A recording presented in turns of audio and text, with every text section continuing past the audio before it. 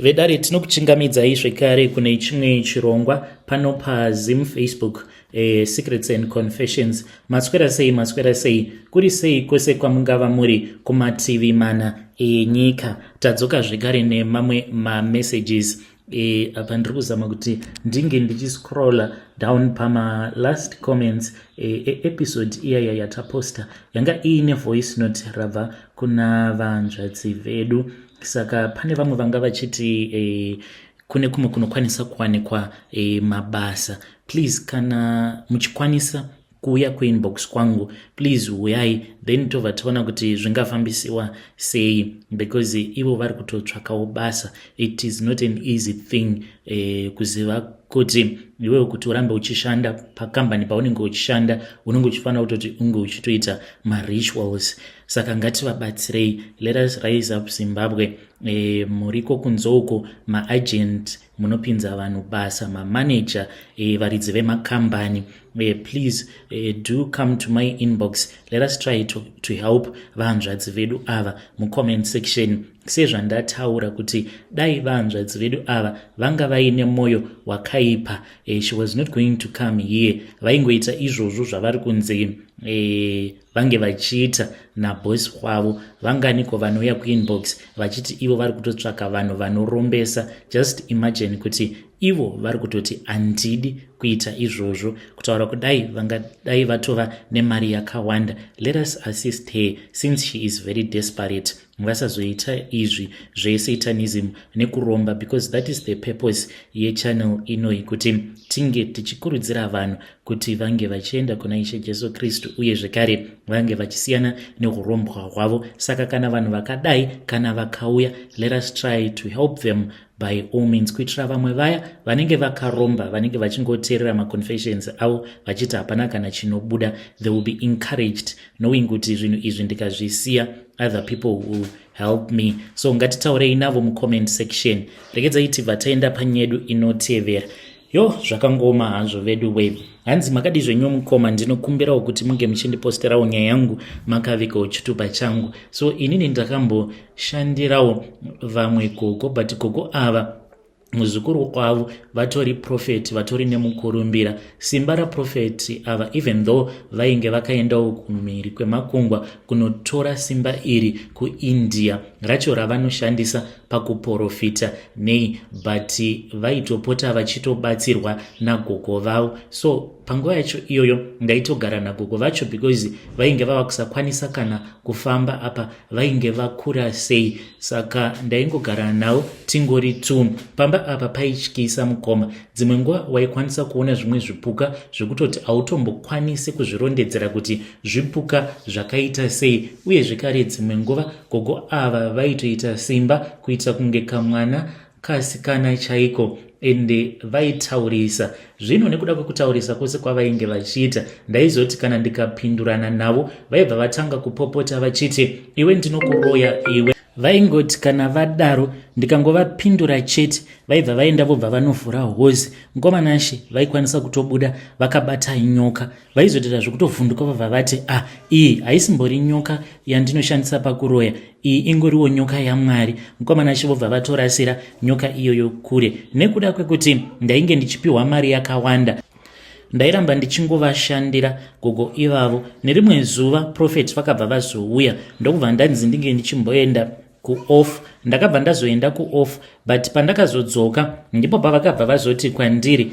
uya kuno uone. Takabva taenda kubedroom kwavo. Saka vainge vaine rimwe zihari. Muhari umu maingogara mishonga yakasiyana siyana. Ndikabva ndaona kuti mainge muine maenvelope, I think aitosvika kuma 20 oro kudarikidzira. Ndikabva ndati koma envelope umu munei, zvikanzi mune marika. Muzukuru wangu akabva kuHarare nemari. Ndikati mari yacho zvinoreva kuti yakawanda, inoiswa mumaenvelope imbori mari yei? Akabva ati imari yaakapiwa nevanhu vekucheche kwake. nekuzofamba kwenguva mukoma ndo pandakazoona kuti paya pavanoti mari yeseed offering, kana wabvisa mari yeseed offering handizivewo kuti vaizozvifambisa sei, but imwe yacho ndiyo yaizouya yobva yazoiswa muhari imomo, yaigara kwenguva refu. Iniwo ndakazotanga kuita dambudziko rekupota ndichibatwa nebuka. Zvakangotanga umwe musi ndakati ndichigeza ndikati kasi ndavhunduka mvura inotonhora, what is going on?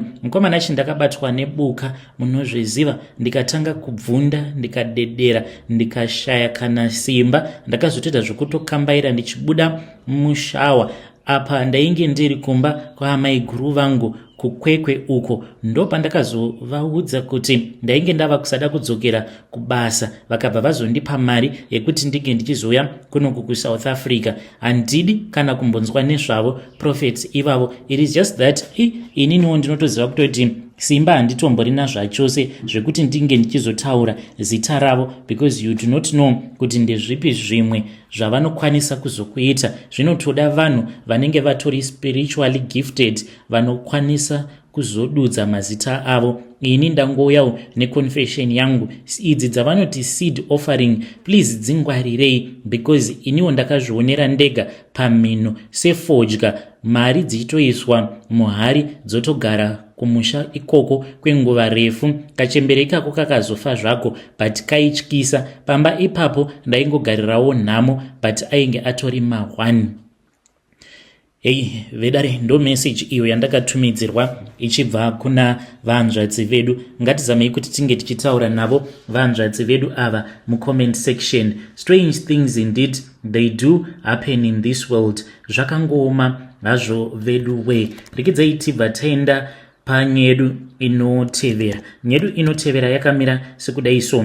Hanzi makadi zvenyu mukoma, ndinokumbirawo kuti munge muchindiposterawo nyaya yangu makavigawo chitupa changu. Ininiwo ndiri mudzimai uye zvekare ndine makore 41 years ekuberekwa. Ndinoda kureurura kuti ndinodanana nababa vepanext door. Before you judge me, hatisati takamborara tose physically. Izvi tinongozviita kana tiri munyika yemweya, ndipo patinorara tose. So inini nemurume wepanext door, I think it was just connection, because makore acho iwawo tichizotengawo stand kunoku, it was through a cooperative. Saka murume wangu ainge aine kumwe kwaainge akanzwa kuti ikoko tinokwanisa kutowana stand at a cheaper price, but inini mukoma ndakazongoti one day ndichitofamba ndopa ndakabva ndasangana navo baba ava. We just connected mukoma, handidi kukunyeperai. Takati taita connection iyoyo ndobva tatotanga kutokurukura paya.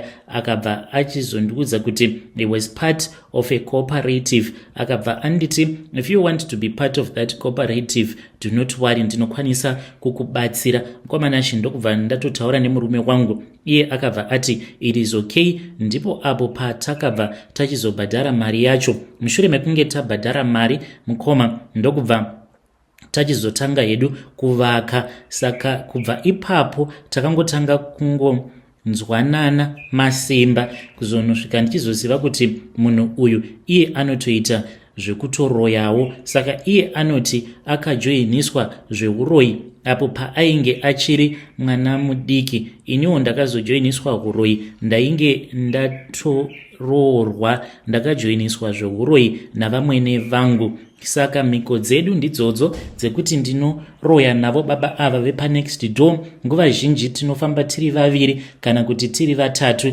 Kana tiri vaviri tinenge tiine imbwa dzedu. By this I mean zvikwambo zvedu zvatakasiyirwa neavo vakaita kuti tinge tichizojoina izvozvizvi zveuroyi. Saka nguva zhinji tinotanga tasika bonde, like ndinogara ndichingopisa marara pamba pangu. Why ndichiita zvinhu izvi? Ndinenge ndichida kuti tinge tichizowana pekuzozviumburudzira mumadota. Apo kana tava kuda kubuda, vanhu vanosiyana uye mashavi haana kufanana. Inini shavi rangu nere murume uyu wepanext door akangoda kungonofanana. Tinotanga tazviumburudza mumadota tisati taenda kunoroya. So handizivi kuti why tichiita zvinhu zvakadaro, but ndo zvatinotoita izvozvo. Kana ukangobuda usina kuzviumburudza mumadota unokwanisa kutorasika, kana kuti ukasvika pamba pemunhu anoita wozvekunamata kana kungobatsira in general, unokwanisa kuona panenge paine gomo rinenge rakakura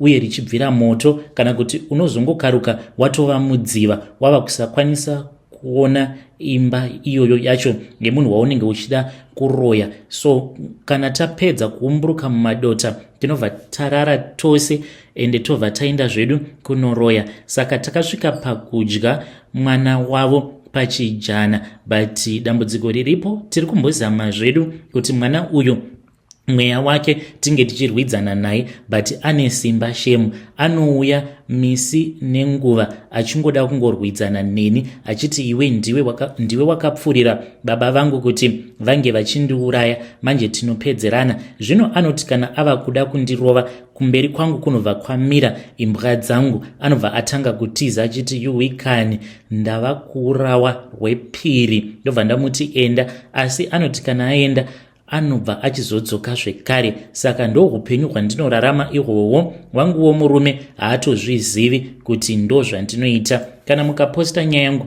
ndizivisei, ndichange ndichizotevererawo ndiri mucomment section. Hey, vedare ndo message iyo yandakatumidzirwa ichibva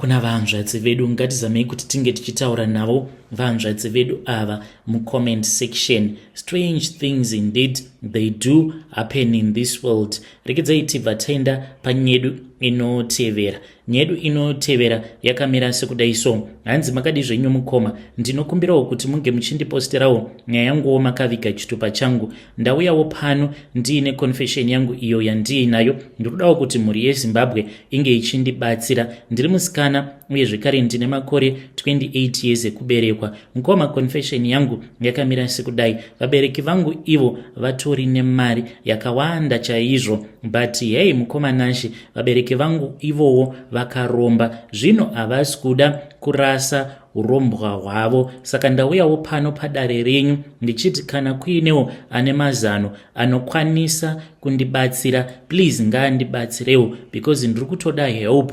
zvechokwadi. So vabereki vangu kuti nditi vakaromba sei, aiwa ipapo tainge tisati tatombozvarwa, but vakazongoti izvi ndo zvinoita kuti tinge tichiwana mari. Saka mumba mune chimwe chakaita chiidol. So chiidol ichi vanoti kana mwedzi wava kuda kunopera, ndipo apo pavanobva vachitora chiidol chacho ichocho vobva vachigadzika mudining room. Mushure mekunge vachigadzika mudining room, tinobva tanzi tinofanira kuti tinge tichitanga kunamata. Tinonamata mukoma nashi, but hii dzimwe nguva zvacho zvinenge zvava kuitika, zvinenge zvava kutotyisa. Mumba munokwanisa kutanga kubuda chiutsi, uchitonzwa sometimes kuti panenge paine mavoices evanhu vanenge vachitotaura. Saka ndikudawo kuti mhuri yeZimbabwe inge ichindibatsirawo. Mari handitomborina, because chandakazodzidza pavabereki vangu ndechekuti kana ukatora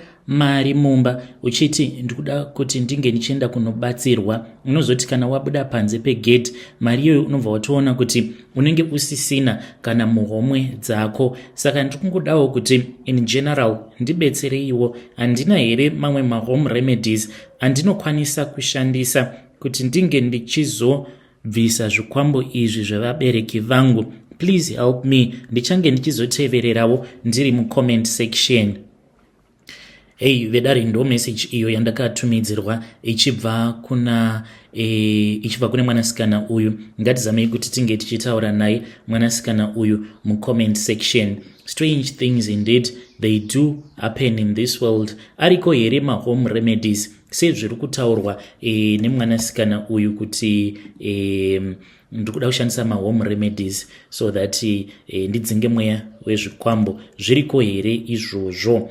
Ngatizamei kuti tinge tichitaura naye mwanasikana uyu mucomment section. Rekedzai tibva taenda panyedu inotevera. Nyedu inotevera yakamira sekudai so. Hanzi makadi zvenyu mukoma, ndinokumbirawo kuti munge muchindiposterawo nyaya yangu makaviga chitupa changu. Ndinopa mabusinessmen vasikana vemumabhawa kuti vange vachivachekeresa, not zvekuvauraya, kutovatorera chaiko zvibereko zvavo. Ende muone zvenyu, iniwo mukomana She ndakatanga ndiriwo huri remubhawa. One day ndakazokechwa nomumwe murume tikabva tazoenda kulodge. Takati tiriko kulodge kuya pakuzonogara pasi, akabva anditi, Sha, iwewe ndanga ndakuunza kuno kuti ndinge ndichizokushandisa pamhiko dzangu. Wona ndakaromba. Mukomana She akati achisunungura belt rake rakabva ratanga kufamba, harina kuzoshanduka kuita nyoka. Akati kana rikachinja kuita nyoka iwe ndaona wazviitira, kana kutofenza kana kutofa chaiko. Saka izviwo ndo